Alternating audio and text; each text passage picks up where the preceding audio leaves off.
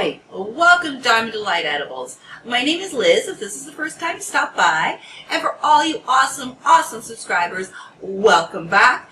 Thank you so much for helping me get to over that 50,000 mark.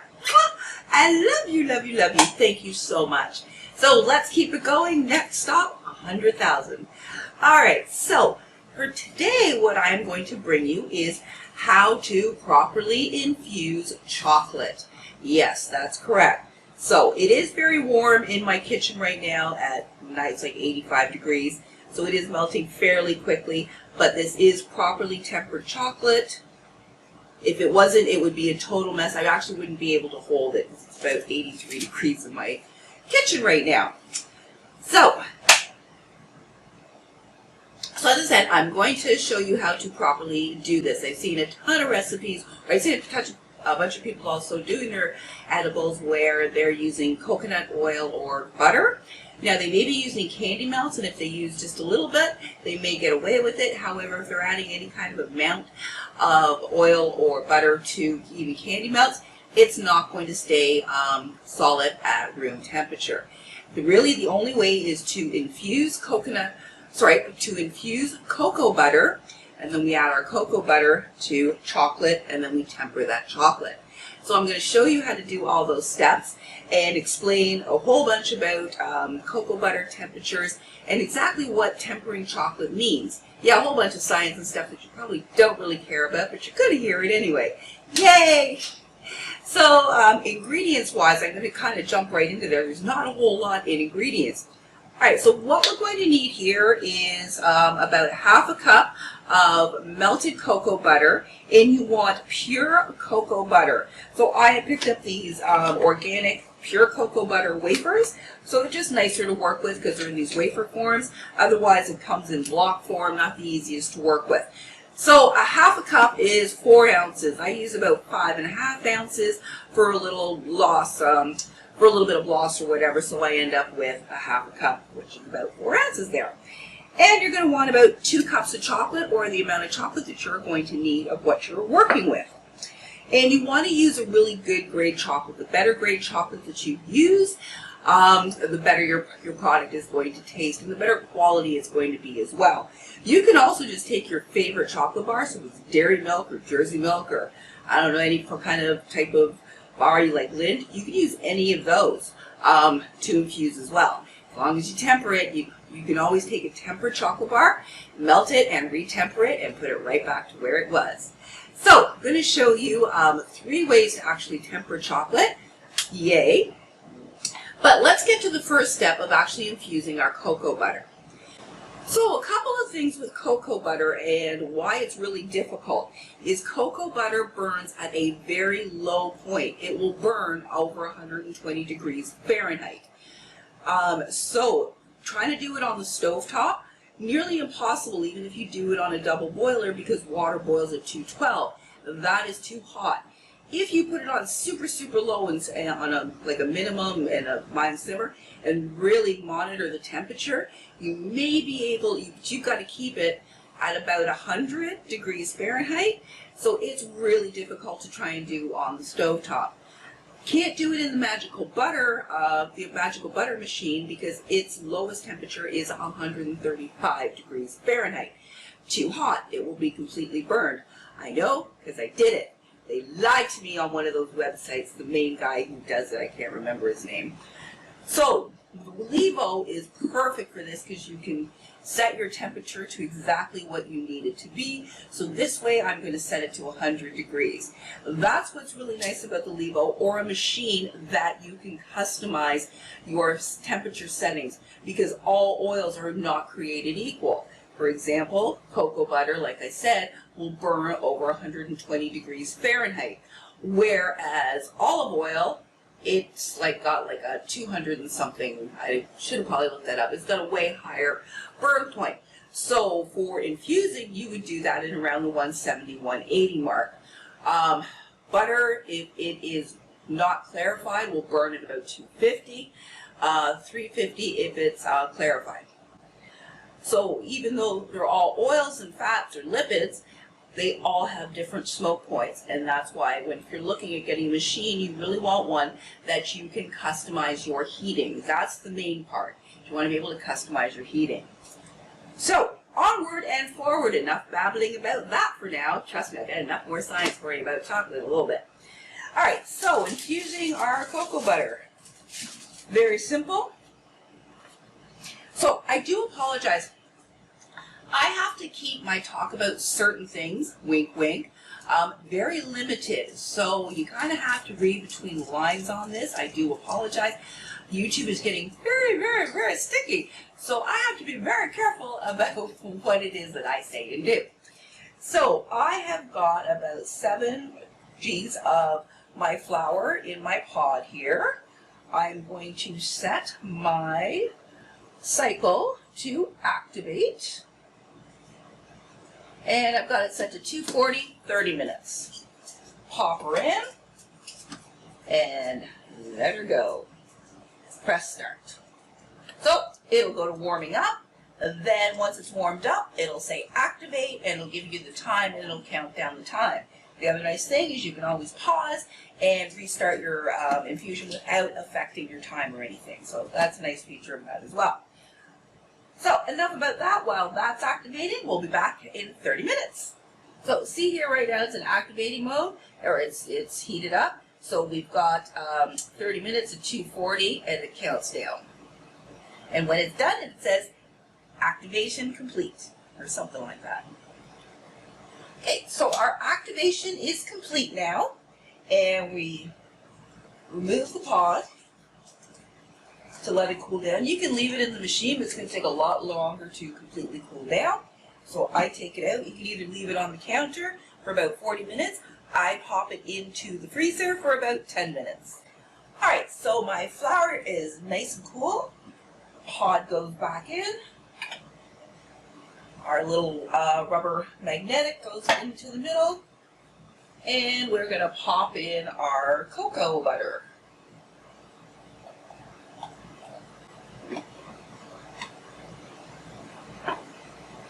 So this is the thermometer. This is what regulates the temperature. So once the oil or the butter itself reaches that temperature of what we set it to, it shuts off. The machine itself is not necessarily going to be at 100 degrees. It's once our cocoa butter hits 100 degrees, the heat will shut off, and it will maintain the cocoa butter at that temperature. Whereas when you do it on the stove top, what happens is the temperature just stays because it goes by the element, and your cocoa butter will just continue to increase in heat until it finally burns. Ta-da! So that's it for that. You put the lid down. We now choose our infused cycle. I'm going to lower the temp to 95. Actually, to 100. I'll do it to 100 for 2 hours. Hit go. Because our butter was already warmed up there, it didn't have to take time to warm up. That's why I melted and heated up first. So it's going to be infusing for 2 hours. We'll come back and check that out when that's done. But in the meanwhile, I will go over the equipment that we're going to need for the chocolate and give you a little bit of science into chocolate tempering and why it needs to be done and what actually happens behind the magical scenes of chocolate. So the equipment, we need far more equipment than we do ingredients for our chocolate. We only need 2 for the chocolate. For the equipment, we need a whole whack of it. So we're going to need a double boiler if you're going to do the double boiler method, or you can melt your chocolate in the microwave.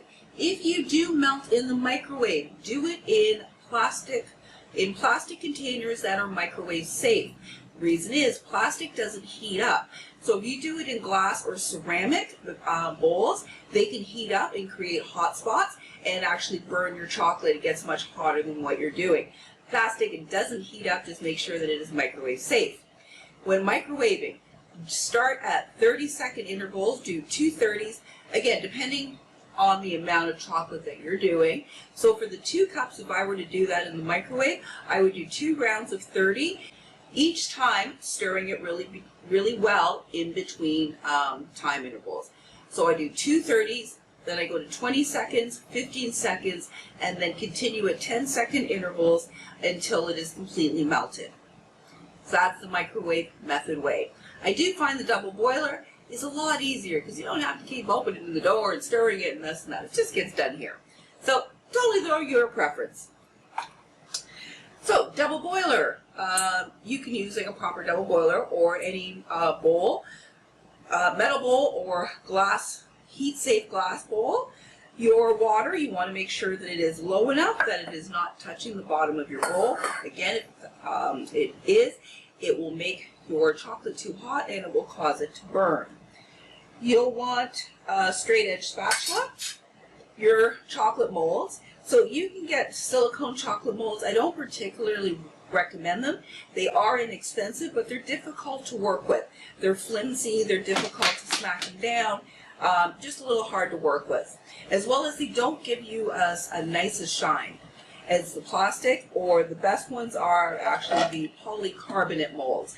They are a little bit more expensive, but they do give you a beautiful professional finished chocolate, and they're sturdy. They're nice and sturdy, good for smacking out all the air bubbles. We're going to need some parchment paper just for working and catching stuff. You can use wax paper, candy thermometer, or you can use a chocolate tempering one. Now this one, other than telling you the temperatures on the side here, it's a pretty useless spatula because one, you have to have your chocolate submerged so far, but we're working with chocolate, and if anybody knows, it's not very see-through. So it gets mucked up your spatula here, makes it very difficult to read. So really, other than the spatula part of the edge and just having the convenience of the temperatures right there, it's pretty useless. But I got it anyway. You're going to need a whisk, a sharp knife for chopping up your chocolate. Now, if you're going to do the tabling method, you're going to need 2 straight edge blades, but that's just one particular method.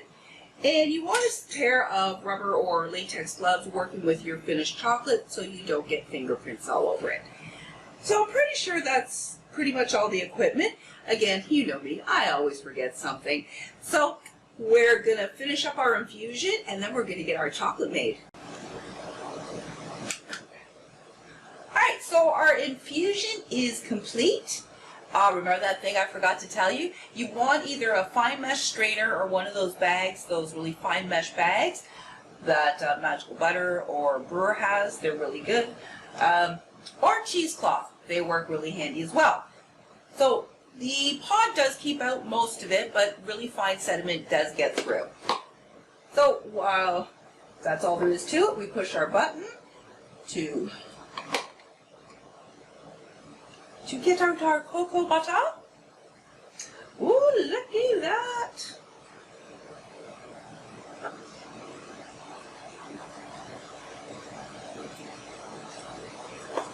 And then you can just use the spatula. Not much is left in, but you can just use a spatula just to scoop the rest of that down.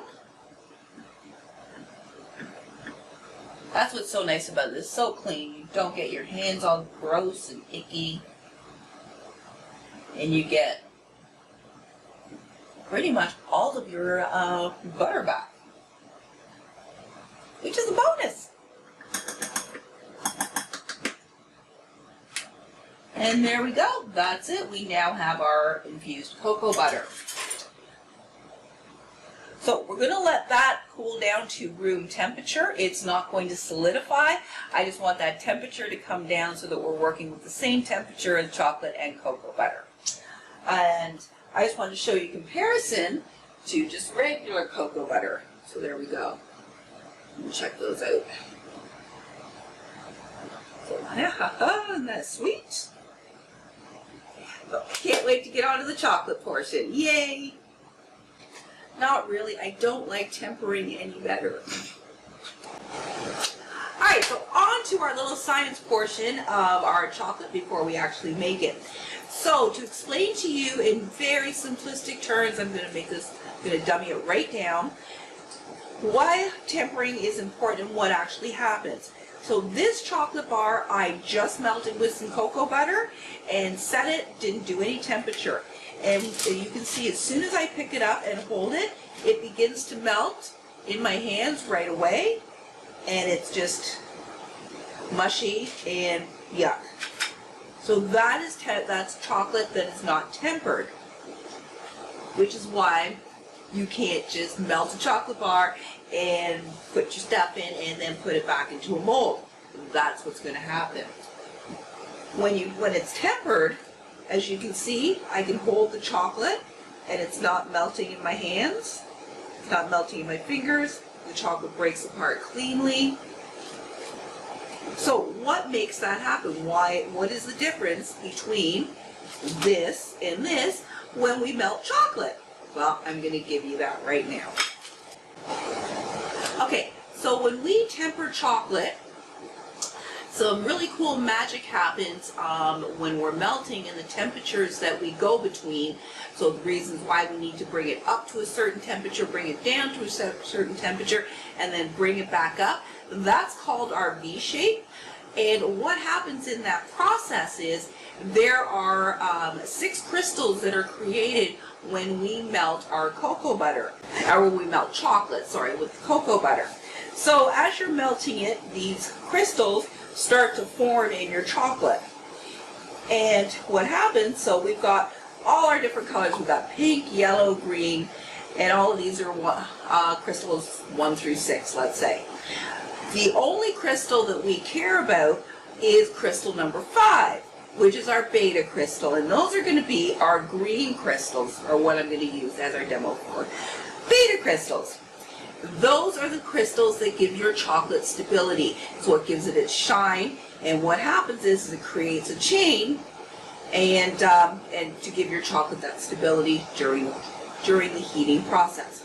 So as we heat our temperature up, all these crystals are made and they're all over the place, and as you can see, that's pretty unstable. That's why our chocolate is really soft and blah, because those crystals are just like that when you just melt and go.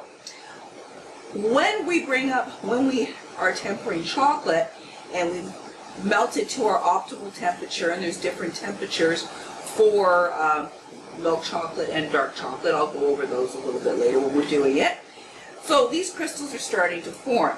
So there's a few different methods for creating our beta crystals. One is just by adding already tempered chocolate, melting that in. I'll get into those separate processes.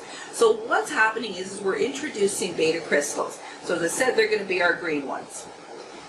As our temperature comes down, the beta crystals start to form together.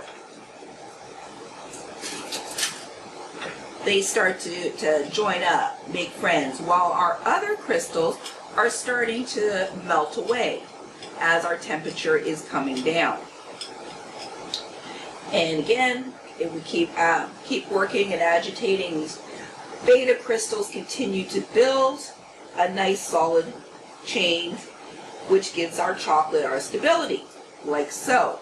As we bring the temperature, we get down to our optimal temperature, then we need to bring it back up. What that does is helps to remove and dissolve the remaining crystals, the remaining 5 crystals that we don't need, essentially leaving us mainly our beta crystals in a nice form, solid chain, like so.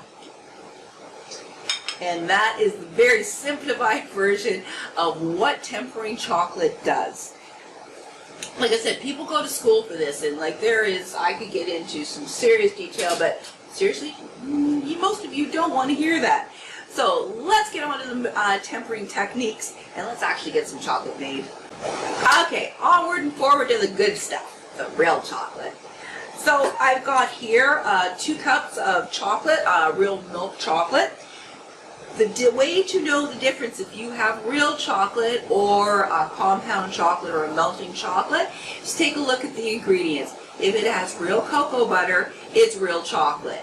If it has palm oil or any other type of lipids, then it is a compound or a melting chocolate or a candy melt. So that's the easy difference. If it has cocoa butter, real chocolate. Needs to be tempered. As I said, you can take your favorite chocolate bar. So we put our little candy melts into our bowl. turn my heat on to medium-low to low. Keep it on the lower end. And I'm going to add in a tablespoon of cocoa butter.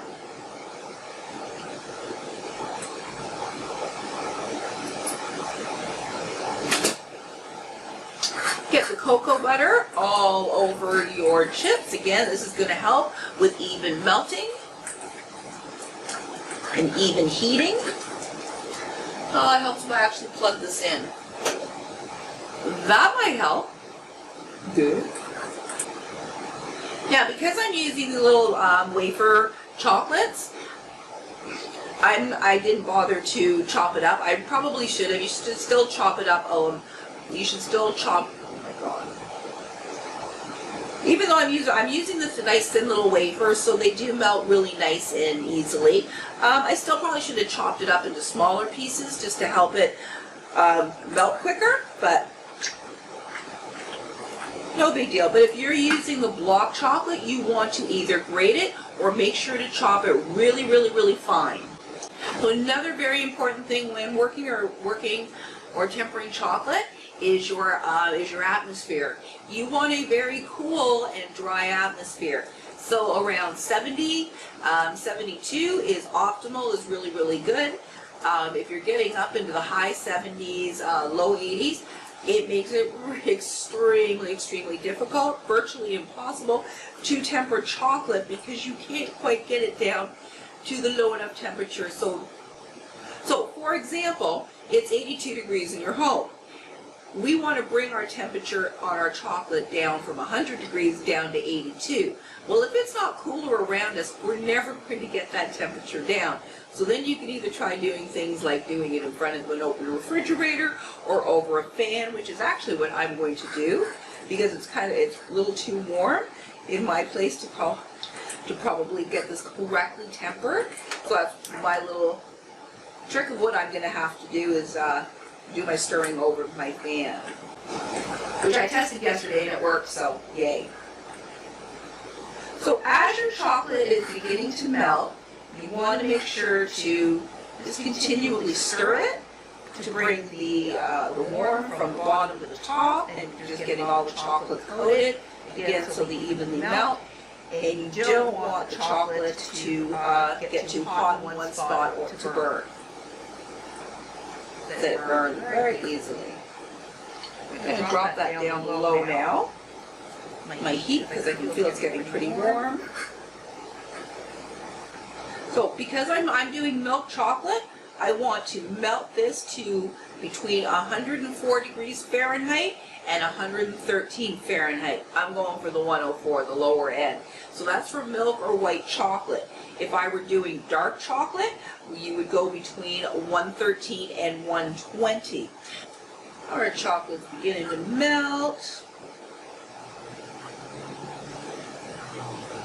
So as this melting is happening, our little crystals here are starting to form like so, all scattered all over the place.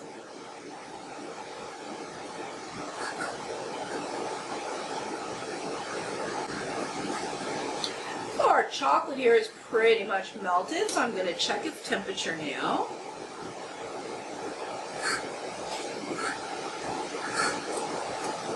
So we are at 104, tickety-boo, we're good to go. Part 1, to return our heat off. So our first method of tempering is you take a large piece of tempered chocolate, milk chocolate, same type of chocolate, and you're just going to dump that in, and you're just going to continue to roll this over, move chocolate over, and start melting this bar into our chocolate. We're going to continue to do this till our temperature comes down to, as I said, to between 86 and 88 for our milk chocolate.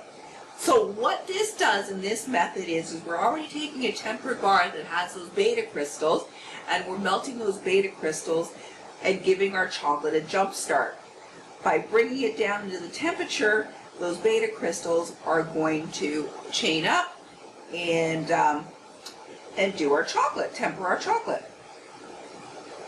Honestly, this is probably one of the easier methods of doing it. So right now I'm at 97. It's going to take a little while. So what I'm going to do is I'm pulling my fan over here. And I'm just going to sit the bowl on the fan. This is going to help me get this to temperature. Otherwise, it's probably not going to happen. So I'm just going to continue to flip the chocolate bar over, making sure to get all the chocolate covered over. And keep moving it around.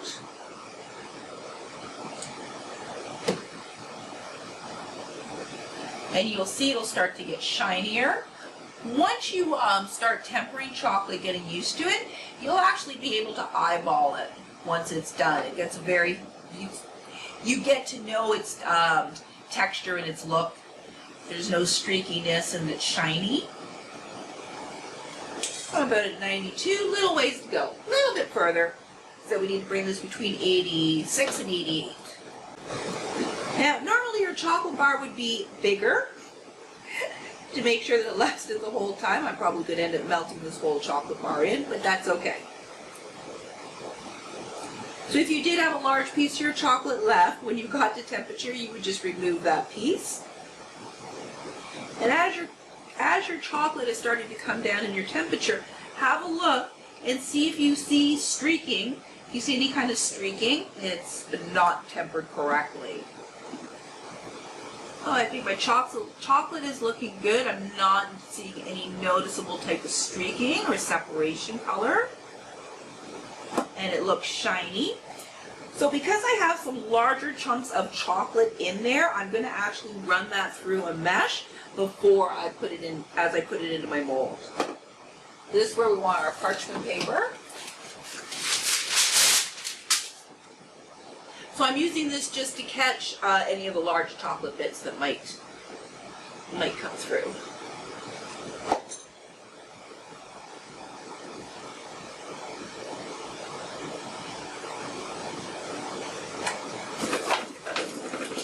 Well, I put enough in to fill up the mold here. Take our straight spatula. And take your spatula and just move your chocolate. Woof. That's nice and flat and filled. And then you want to take her and clean off the front edge.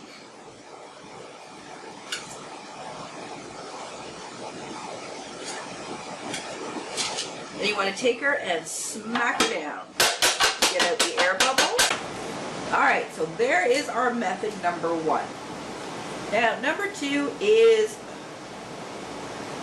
pretty much the same. So what I'm going to just do is I'm going to add in some fresh chocolate into here. We'll get that remelted to our 104. So method number 2 is the V. This is one of the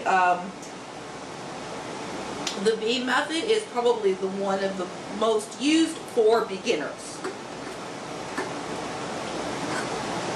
So this is where we bring the temperature, we bring it up to the 104 to 113. As I said, for milk chocolate, I keep it around the 104. We're going to bring it down to between 82 and 85, and then we are going to bring it back up to between 86 and 88. So that's our little V motion, our little V. So if I was starting from scratch, I would be adding in a tablespoon of my Canna cocoa butter. But because I've already got that in there and I'm just remelting chocolate, that's why I haven't added it to it. The awesome thing about chocolate is that you can melt and retemper it over and over and over. As long as you don't burn your chocolate or seize your chocolate, you're good to go. Just remember, water is chocolate's mortal enemy. So you want to make sure all your equipment that you work with chocolate is completely dry, absolutely no water. It's one reason why I don't use wooden spoons or anything with wooden handles, because they have a tendency to hold on to moisture, and you can be stirring away and your chocolate starts seizing on you and you don't know why. Well, because some moisture, very little moisture, is seeping in from the wooden handle. So I tend to avoid wood.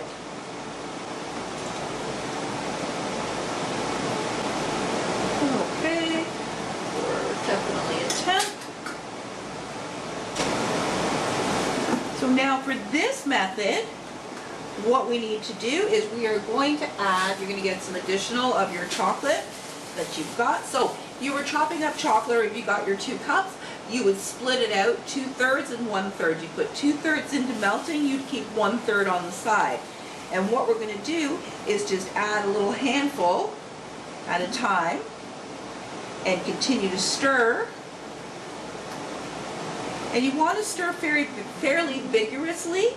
This helps the beta crystals. And we're going to continue to do this until we bring our temperature down to, like I said, to 82. And as those melt in, add in some more. And I'm probably going to have to move over to my fan to get this down to temp. The temperature that I need. I'm going to add in some more. My other ones have melted. Well, that's going to take a while. So I'm just going to get the last of my chocolate added in here. My last 1/3. Again, continue stirring vigorously. Sweet. Alright, so we're there. So I've got this down to 85. So now we take our pot. There should be enough heat just from the hot water there. Place your chocolate back on. And we're going to stir this and bring this back up to between 87 and 89. And what's happening in this process is this temperature is coming up now. Those remaining crystals that we don't want are melting off. Melting away. And as your chocolate starts to come up into temp, you're going to start to see it get shinier. So as I said, once you start to temper a few times, you get to know what it looks like. So you becomes a lot easier. So not quite enough heat from my pot here, so I'm just going to throw it on the low here on my stove. Almost there. Just a couple more degrees. And you can see the chocolate is shiny. You don't see any streaking. Layer in the mold.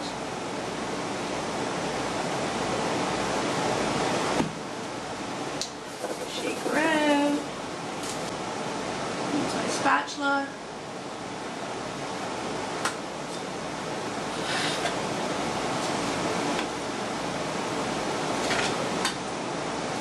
And then make sure you give her a good smack out for all the air bubbles.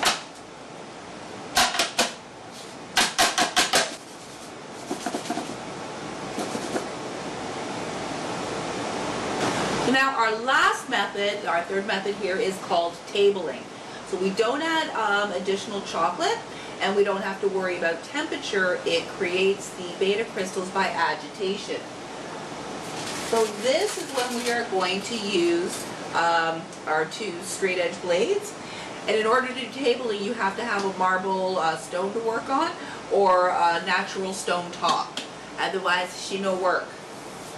Alright, so pretend I'm starting with new chocolate again. I would add in a tablespoon of my cocoa butter and melt that all together. So again, I'm just going to melt this till we get to 104. That's the only temperature we want to worry about is what we're melting our chocolate to, which is about the 104. Between the 104 and 113. I'm going to stir my chocolate until it gets up to 104 degrees Fahrenheit. We've reached our temperature of 104 degrees Fahrenheit. Remove your chocolate from the heat. Now make sure your working table is completely clean, and we're going to dump our chocolate out onto our table. Now you're going to get your straight edge blades and you're going to start working your chocolate back and forth all over through between the 2 blades.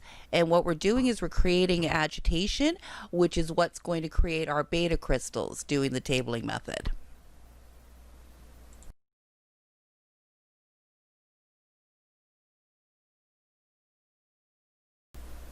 And you want to smear it out nice and flat. This will help with the cooling and the temping. And you're going to continue to work the chocolate like this until we get to between 86 and 88 degrees Fahrenheit. But for the tabling method, you want to have experience with tempering. So by eyeball, you know it's when it's in temper, so you only have to do a temperature check once.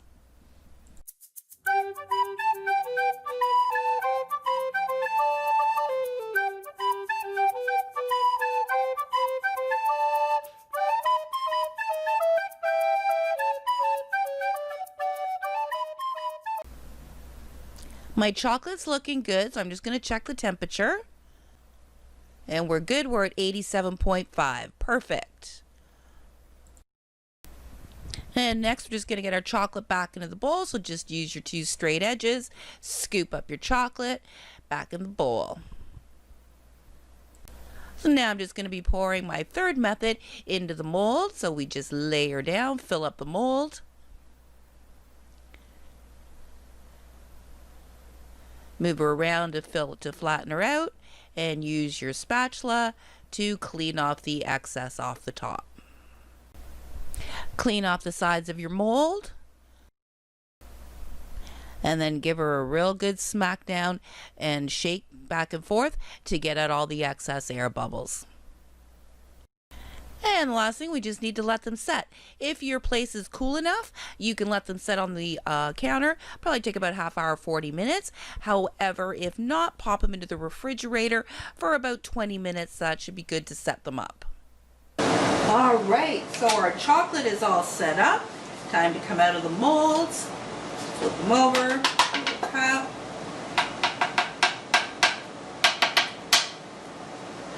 And they need a little bit more coaxing.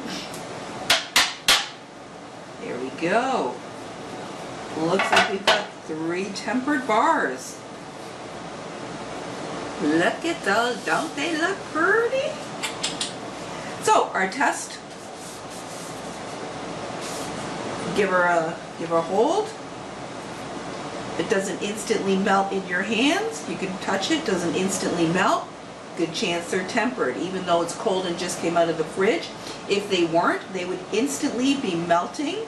Here, let me clean this off so you can actually see properly. So I can pick up the chocolate and I can touch it, and it's not instantly melting into my hands. It is going to melt somewhat a little bit because it is very warm, but you would know the difference, like it will melt. And the other thing is when you go to break it, it actually breaks. If that wasn't tempered, again, even cold coming out of the fridge, it wouldn't break, it would more just bend. Trust me, you know very quickly if it isn't tempered. But as I said, if it doesn't temper, not a big deal. Chop her up, put her in the pot, give the method another try. And then for packaging up your chocolate, for storing or for packaging or whatever, again, in the summertime, don't even attempt to ship chocolate. It won't happen. So what I like to use are these thin tinfoil sheets. They're already pre-cut. Put your tinfoil is the best thing to use for wrapping up your chocolate. So it just goes on there. You want to kind of pull it tight.